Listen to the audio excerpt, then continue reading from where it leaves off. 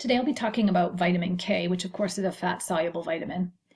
It's synthesized in the colon by bacteria and then it's absorbed.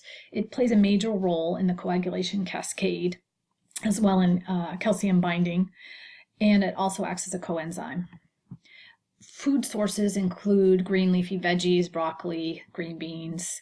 It's fairly resistant to cooking losses, and we can only store a little bit in the body. It's also found in the liver, I might add. There are three different classifications of vitamin K. There's the phytoquinones, which are the leafy greens, the menaquinones, which come from bacteria in fermented products and soy products, and menadione, which is the synthetic form that you would purchase if you were taking it.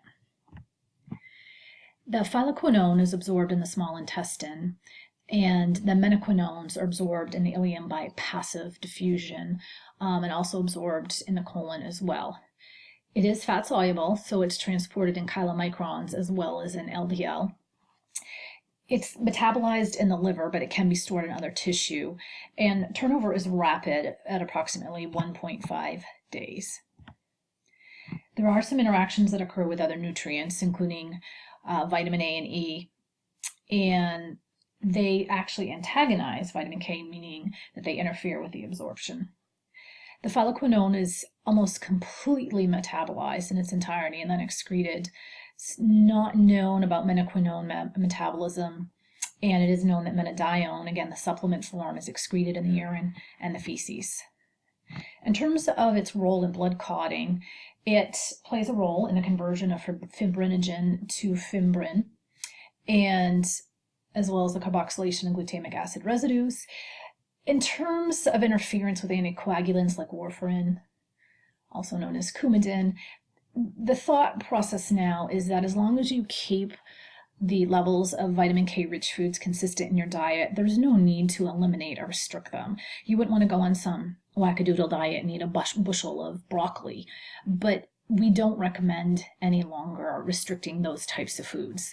And I also have had numerous discussions with pharmacists regarding the vitamin K that's found in standard multivitamin mineral supplements, and it's fine. If you are familiar with PTINR levels, they draw them per protocol, and then they reassess whether or not the patient is therapeutic.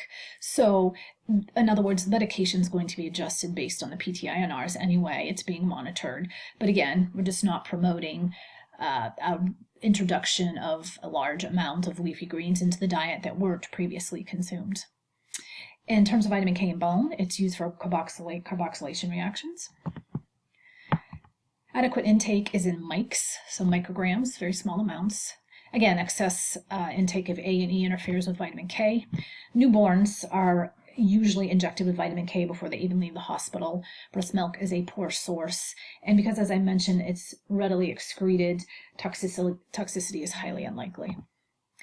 If you're going to assess nutriture, you would look at phytoquinone, the form of vitamin K, phytoquinone in plasma or serum levels, and then look at a prothrombin time for blood clotting.